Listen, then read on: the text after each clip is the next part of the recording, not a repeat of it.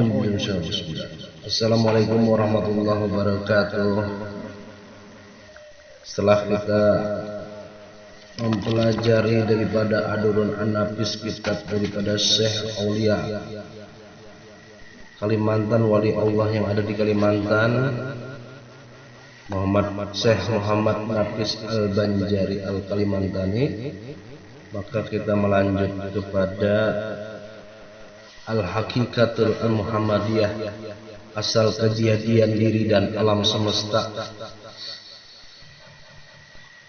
Alhamdulillahillazi fadola bani adama bil ilmi wal amali ala jami'il alami, wassalatu wassalamu ala Muhammadin sayyidina arabi wal azami wa ala alihi wa ashabihi ya nabi'il ulumi wal hikmah. Rabbi shrah sadri wa yassir amri uqdatam min lisani yafqahu qawli. Allahumma hamidtu al-kalam izama wa nufusi aqwa.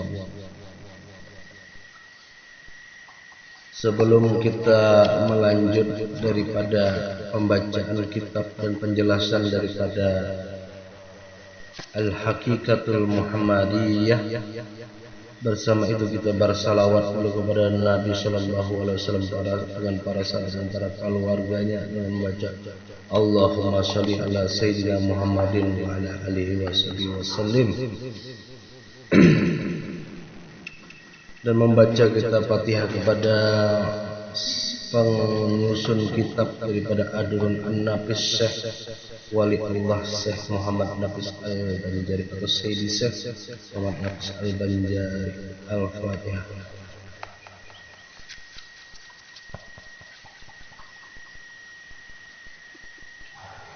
Bermula makna salawat daripada Allah Ta'ala atas nabinya itu rahmatnya yang disertakan dengan membesarkan, dan atas yang lain mutlak rahmat dan maknanya daripada yang lain daripada Allah Ta'ala itu semata-mata doa.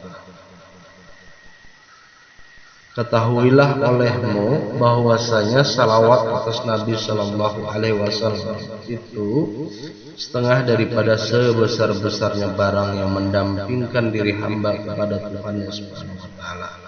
Jadi salawat ini menghampirkan suatu amalan yang sangat baik. Orang bermakrifat tidak berselawat tidak jadi apa-apa, maka iblis bermakrifat kepada Allah Ta'ala tapi tidak bersalawat kepada Nabi Sallallahu Alaihi Wasallam, pada Rasulullah Habibullah, maka hendaklah engkau itu bersalawat. Dan daripada seelok-elok dan terlebih patut barang yang dihuluankan kepada hadratnya Sallallahu Alaihi Wasallam, karena syukur baginya atas hidayahnya bagi kita, dan dengan dialah tertolak sekalian yang mudarat dan tertarik sekalian manfaat pada dunia dan akhirat. Dan karena itulah firman Allah Subhanahu wa Ta'ala pada kitab-kitabnya yang mulia, innallaha wa malaikatahu yusholluna 'alan nabi ya ayyuhalladzina amanu shallu alaihi wa sallimu taslima. Bahwasanya Allah Ta'ala dan segala malaikatnya salawat mereka itu atas Nabi. Hai segala mereka yang beriman, mereka itu salawat oleh kamu atasnya, dan salamkan kamu akan sebagai salamkan.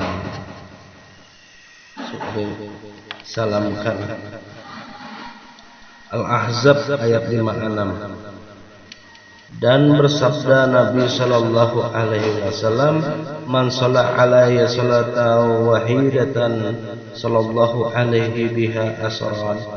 Barang siapa mensalawatkan ia atasku satu kali, niscaya mensalawatlah oleh Allah Ta'ala atasnya 10 kali, yakni memberi rahmatkan dia. Hadis Abu Talha dengan sanad baik berjaya. Nah, jadi kita berselawat kepada Nabi sekali, Allah membalas kita 10 kali salawat. Dan bersabda Nabi Shallallahu Alaihi Wasallam, barang siapa menyukakan dia oleh bahwa berjumpa ia akan Allah Taala, padahal daripadanya ridho, maka hendaklah membanyak ia daripada selawat atasku. Dan bersabda ia Shallallahu Alaihi Wasallam, banyak oleh kamu daripada salawat atasku, maka bahwasanya menghurai ia akan segala simpulan dan menghilang ia akan segala duka cita. Bersabda ia lagi Muhammad Rasulullah SAW, Habibullah, barang siapa salawat atasku 100 kali niscaya ditunaikan baginya 100 hajat, 30 daripadanya di dunia dan yang tinggalnya dalam akhirat. Demikian. Dan dihikayatkan telah berkata setengah daripada ahli tasawuf adalah bagiku zar tetangga atau ziran yang melampaui atas dirinya dengan maksiat, tidak mengetahui ia akan hari yang ia padanya daripada kemarinnya, daripada bersangatan pada makhluk, dan adalah aku mengajar dan menasihatkan dia, maka tiada terima ia dan aku suruhkan dia dengan tobat. Maka tobat ia, maka tatkala mati ia kulihatkan dia dalam tidurku, padahal dia setinggi-tingginya tempat atasnya pakaian yang hijau daripada pakaian surga, itu pakaian kemuliaan dan kebesaran. Jadi pakaian hijau pakaian surga itu. Maka kataku baginya, dengan sebab apa engkau dapat akan ini martabat yang tinggi? Katanya, hadirku pada suatu ketika akan majelis berzikir, maka aku dengarkan orang alim yang di situ berkata, ia barang siapa salawat ia atas Nabi dan mengangkatkan suaranya, niscaya wajiblah baginya surga. Kemudian mengangkat ia alim itu akan suaranya dengan salawat atas Nabi Shallallahu Alaihi Wasallam dan mengangkatkanku dan mengangkat kaum itu suara sekaliannya, maka diampunkan bagi kami sekalian pada hari itu, dan adalah bagian daripada ampunan dan rahmat itu bahwa memurah Allah Taala atasku dengan ini nikmat. Nah, yang disebut dengan orang alim itu, orang alim itu orang yang berilmu, bukan pakaian orang alim itu, tapi orang yang berilmu, yang ada ilmu rahasia di dadanya. Orang alim sebenar-benarnya itu ilmu ma'rifat, tapi tidak menampilkan dia itu syariat, tarikat, hakikat, semuanya jalan. Paham? Jadi biar dia bercelana pendek ya kelihatannya berjaya baju kaos, kalau nyoba ilmu alim itu orangnya. Sedangkan yang baju gamis, baju koko, baju apa tuh sunat memakai berkopiah itu sunat, imamah sunat, burdah sunat. Sunat itu pengertiannya dalam ilmu fikih adalah apa? Tidak dikerjakan tidak berdosa, dikerjakan mendapat pahala, mendapat ganjaran yang baik daripada Allah Subhanahu wa taala, yang ilmunya tiada bertepi dalam samudra ma'rifatullah. Dan dihikayatkan pula bahwasanya seorang perempuan ada baginya seorang anak yang melampaui atas dirinya dengan mengerjakan kejahatan, dan adalah ibunya itu menyuruhkan dia dengan berbuat kebajikan dan melarangkan dia daripada munkar itu. Dan bermula koda dan kodar itu mengerasi atasnya dengan kejahatan, maka mati ia di dalam demikian itu dengan ketiadaan tobat, naudzubillah min dzalik. Maka dukalah ibunya karena demikian. Kemudian melihat ia akan dia dalam tidurnya ia di dalam azab, maka bertambah-tambahlah dukanya. Maka kalau kemudian daripada satu masa melihat pula ia akan dia di dalam kelakuan yang elok, padahal ia dalam kesukaan. Maka bertanyalah ibunya daripada halnya dan berkata baginya, aku lihat dahulu diazabkan dikau, kemudian aku lihat engkau diberikan nikmat. Oleh karena bersalawat kepada Nabi Muhammad Rasulullah SAW, Habibullah.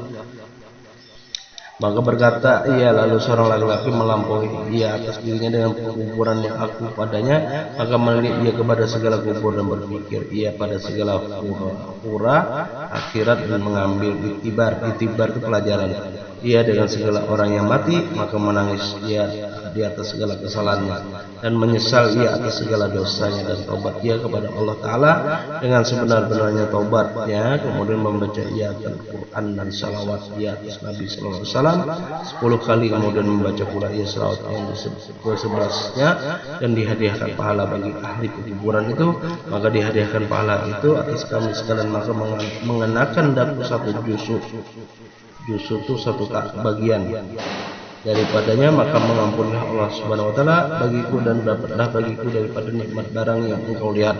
Hai ibuku, ketahuilah olehmu bahwasanya salawat Nabi itu cahaya dalam kubur dan menghapus dan menghilangkan bagi dosa dan rahmat bagi segala yang hidup dan yang mati. Jadi orang yang gemar berselawat kepada Nabi itu terang kuburnya, luas kuburnya.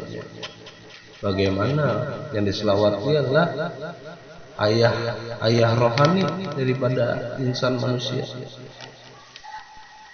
yaitu Sayyidina Muhammad Rasulullah Sallallahu Alaihi Wasallam Habibullah Ruhul Ahmad, kata Buya Arazi ya. Dan diriwayatkan daripada seorang adalah ia musafir dan bertanya bapaknya maka sakit bapak kepada satu negeri dan mati ia padanya, maka jadilah hitam mukanya dan sekalian jasad sebagai hitam yang bersangatan dan bergelembunglah perutnya, maka kataku la haula wala quwata illa billahil aliyil azim, mati ia dalam kedagangan atas umpama ini kelakuan dan susahku sehingga susah, maka antara adalah aku demikian tiba cendera aku, maka aku lihat dalam tidurku suatu laki-laki yang elok rupanya lagi baik, dahunya datang ia berbakar dan menyapu ia dengan tangannya atas mukanya dan badannya, maka kembali terlebih putih, jasanya terlebih elok daripada barangnya ada ia dahulu daripada bercahaya-cahaya, ya, artinya bercahaya karena salawat itu tadi. Wallahu subhanahu wa ta'ala a'lam. Oke, mari kita ke hadis Nur dalam kitab Tanwir Al-Qulub karangan Muhammad Al-Mustafa Ibn Al-Imam Al-Alawi radhiyallahu anhu. Al-Imam As-Sinkiti mengatakan kaidah yang pertama diciptakan Allah adalah nur nabinya Muhammad SAW seperti yang tersebut di atas. Hadis Jabir bin Abdullah yang dikeluarkan oleh Imam Abdul Razak di musnadnya dengan sanad yang sahih. Dalam salah satu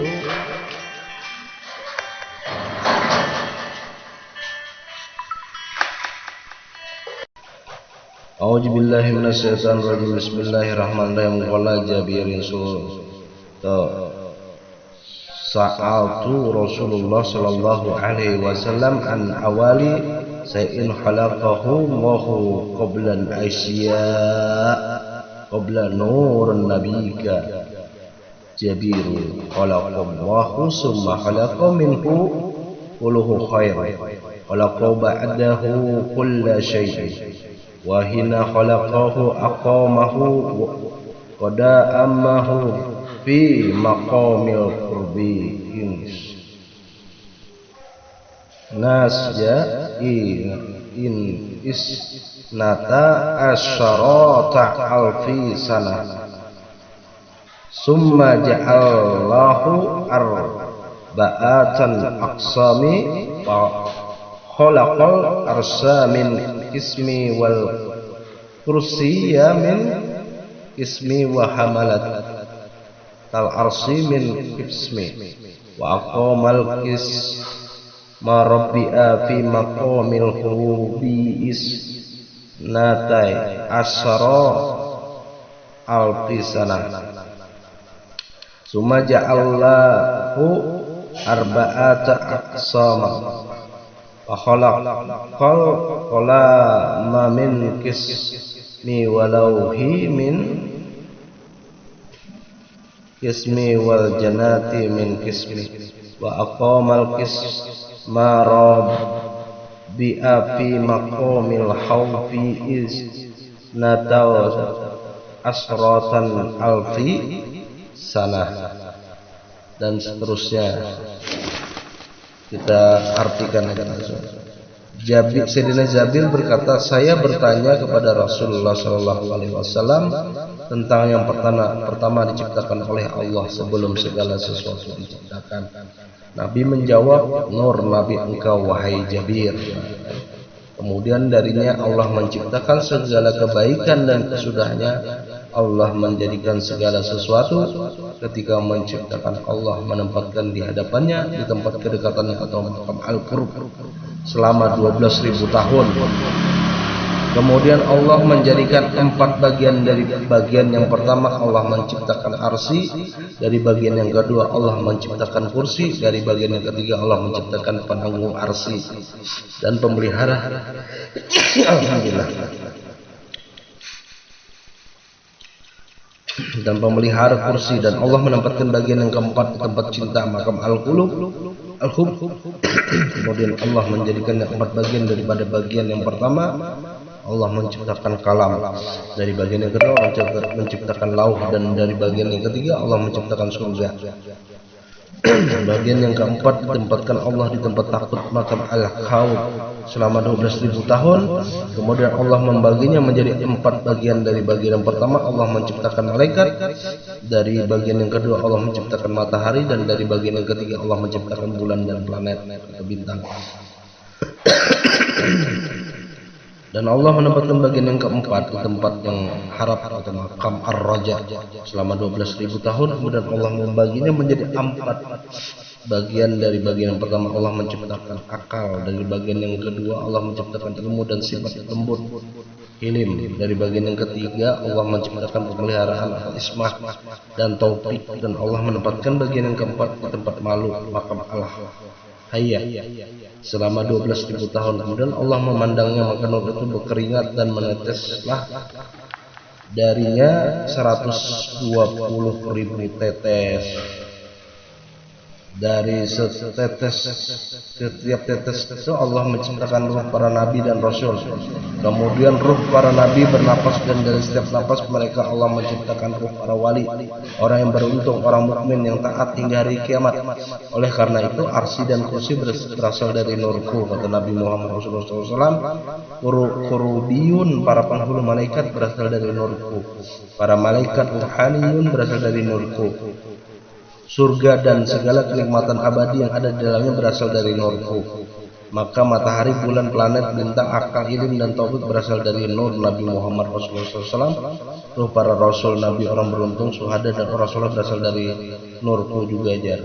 Kemudian Allah menciptakan 12 hijab dinding. Kemudian Allah menempatkan nur yang merupakan bagian yang keempat pada setiap dinding selama 1000 tahun, dan itu adalah segala makam kehambaan, yaitu dinding karomah, sa'adah, haibah, rahmah, ilim, wakar, sakinah, sabar, sidik, dan yakin. Allah mengikat nur itu pada setiap dinding selama 1000 tahun. Ketika keluar dari semua dinding itu Allah meletakkannya di bumi, dan ia menyinari dari timur hingga ke barat sebagai lampu yang menyinari di kegelapan malam. Kemudian dari tanah Allah menciptakan tubuh Adam, dan Allah meletakkan nur itu di keningnya. Kemudian berpindah dari Adam kepada Sis, dan terus menerus berpindah dari yang suci tahir pada yang baik thayyib, dan dari yang baik kepada yang suci hingga sampai ke suci tulang punggung belakang Sayyidina Abdullah bin Abdul Muttalib, ayahku, dan dari ayahku sampai kepada Aminah, Ummi Mukminin, dan kemudian Allah mengeluarkan ke alam dunia, dan ia menjadikanku pemimpin para rasul, penutup para nabi, rahmat untuk sekalian alam, pemimpin orang yang percaya di akhirat. Wahai Jabir, demikianlah permulaan penciptaan Nabi Muhammad SAW. Jadi nama kita itu biar laki biar bini itu Nur Muhammad atau Muhammad, berayah rohani dengan baginda Muhammad SAW. Beliau sudah terangkan dalam hadis ini. Sahih ini hadisnya, sahih. Karena sanad hadis Nur ini, sanad hadis Nur ini dapat dari Sanad hadis nur yang terkenal dari Abdul Ar-Razzaq, dari Ibnu Juraid, dari Amwar bin Dinar, dari Jabir bin Abdullah Al-Ansari radhiyallahu anhu berkata, ya Rasulullah, demi ayah dan ibuku, beritahukan kepadaku tentang yang pertama kali diciptakan Allah sebelum diciptakan segala sesuatu. Nabi bersabda, wahai Jabir, sebelum diciptakan segala sesuatu Allah menciptakan nur. Nabi, engkau Muhammad Rasulullah SAW Habibullah, dari min nurnya, maksudnya dari ilmu kekuasaan dan kehendaknya, kudrat iradat, dan kata dari min berarti berasal dari tidak berarti dari bagian tab'id. Demikian.